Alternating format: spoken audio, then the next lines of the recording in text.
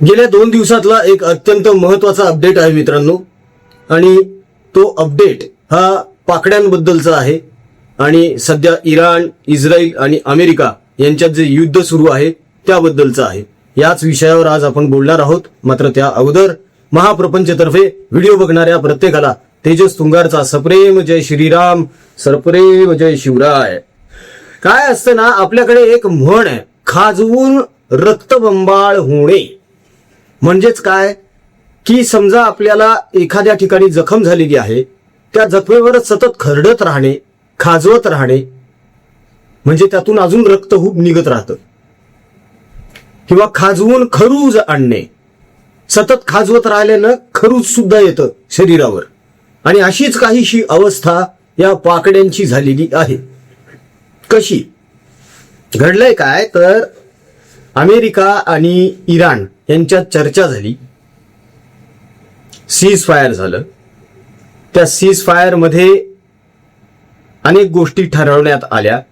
मात्र त्याच संध्याकाळी इस्रायलनं लेबनॉनवर हल्ले केले. आता याची आग तेहरानपर्यंत पोहोचली. इराणच्या काही तेल रिफायनरी सुद्धा त्यामध्ये भस्म झाल्या आणि इराणनं पुन्हा एकदा स्टेट ऑफ हॉर्मुझचा जो समुद्रधुनी आहे तो बंद करून टाकला. जगावर संकट ओढवणार आहे हे तर निश्चित आहे. मात्र यामध्ये पाकिस्तानला आपला लुडबुड करण्याचा जो स्वभाव आहे तो काही आवडता आला नाही.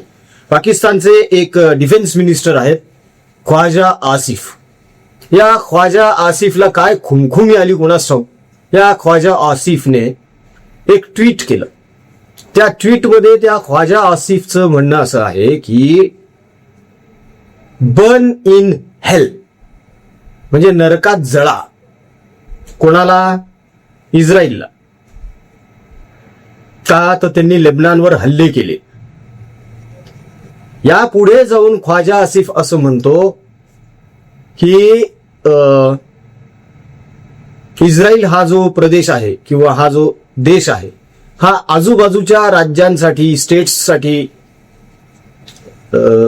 देशांसाठी कॅन्सर आहे आणि या कॅन्सरचं समूळ उच्चाटन झालंच पाहिजे. हे त्यांचं ट्विट आहे. हे ट्विट जगभर गाजलं. अनेकांनी त्याचे स्क्रीनशॉट मारून ठेवले. त्यानंतर अर्ध्या तासाच्या आतच इस्रायल तर्फे प्रत्युत्तर देण्यात आलं. त्यांचे जे सैन्य अधिकारी आहेत, मुख्य अधिकारी, त्यांनी एक ट्विट केलं. त्या ट्विटमध्ये त्यांनी असं म्हटलेलं आहे की आम्ही सध्या जे मिसाईल टार्गेट करून ठेवलेले आहेत, सेट केलेत, ते 70 डिग्रीवर आहेत. म्हणजे ते सध्या इराणच्या दिशेनं चाललेत. आम्ही 20 डिग्री जर फिरवलं, म्हणजे ते जर 90 डिग्रीवर आले तर ते पाकिस्तानवर येतील आणि एका रात्रीत पाकिस्तान नकाशावरून गायब होईल. हे इस्रायलचं अधिकृत ट्विट पाकिस्तानच्या पंतप्रधानांनी, आसिम मुनीरनी, जे स्वतःला फील्ड मार्शल म्हणून घेतात, स्वतःला फील्ड मार्शल ही पदवी देऊन टाकली त्या माणसाने,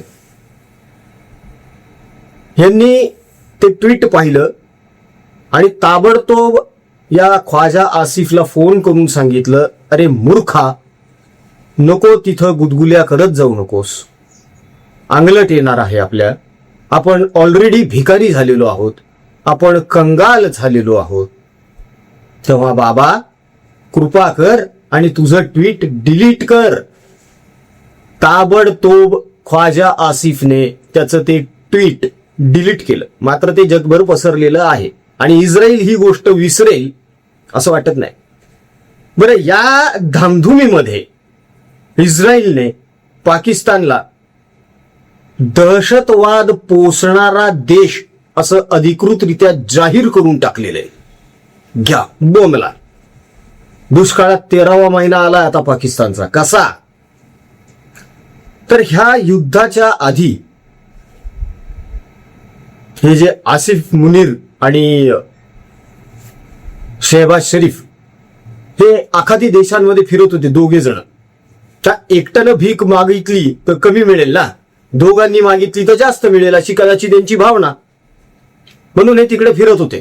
मग हे गेले UAE मध्ये, आधी गेले दुबईमध्ये, दुबईमधून यांनी भीक घेतली अरबो डॉलर्सची. मग गेले UAE मध्ये, UAE मध्ये बोलले की आम्हाला भीक हवी आहे, अर्थात कर्ज हवंय.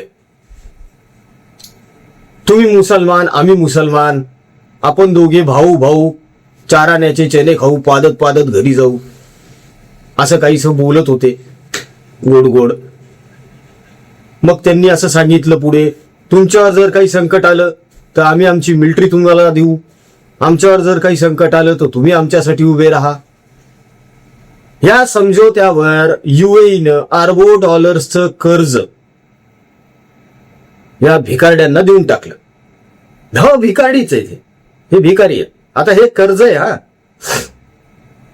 पण ह्यांना असं वाटतं की हे कर्ज नसून ही भीक आहे आणि घेतलेली भीक परत देता येत नसते किंवा द्यायचीच नसते, असा ह्यांचा एक मानसिक स्वभाव आहे. मुळात पाकिस्तानची ती एक मेंटॅलिटी आहे प्रॉपर.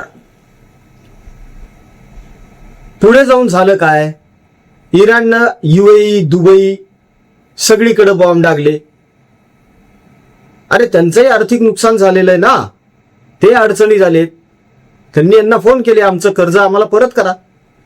ठीक आहे, सध्या व्याज देता येत नसेल तर व्याज नका देऊ, मुद्दल द्या, व्याजाचा आपण नंतर बघू.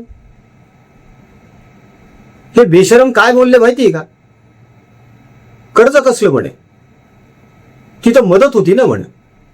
हे बेशरम आहे.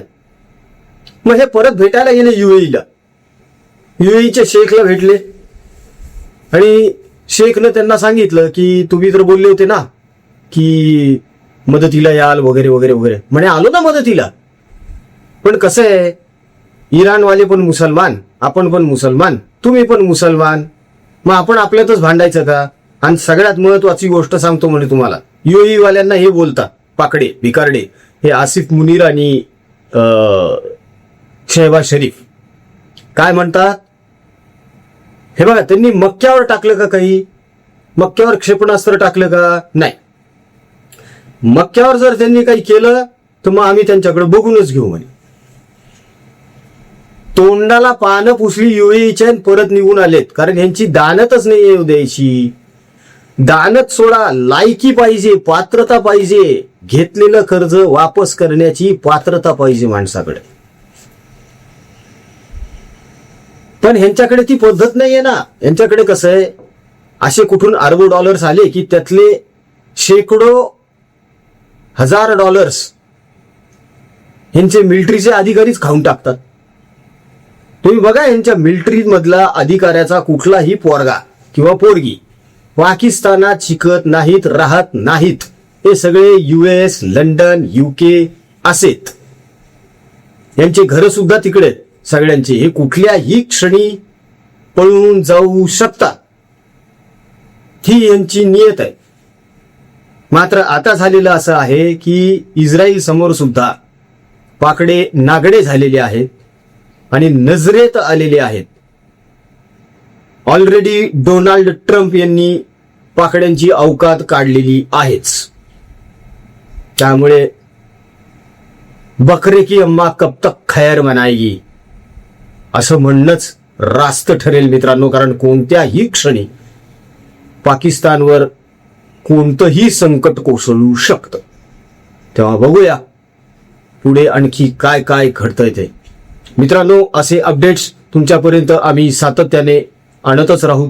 तेव्हा बघत राहा तुमचं आवडतं YouTube चॅनल महाप्रपंच. जाता जाता छोटीशी विनंती आहे, गेल्या ओल्या दुष्काळामध्ये आपण आपल्या स्वाभिमानी हिंदू शेतकरी परिवाराला मदत केलेली आहे, घर बांधण्यासाठी, त्यांच्या गुराढोरांसाठी, कर्कग्रस्त रुग्ण जे आहेत त्यांच्या औषध उपचारांसाठी, त्यांच्या नातेवाईकांच्या जेवणासाठी.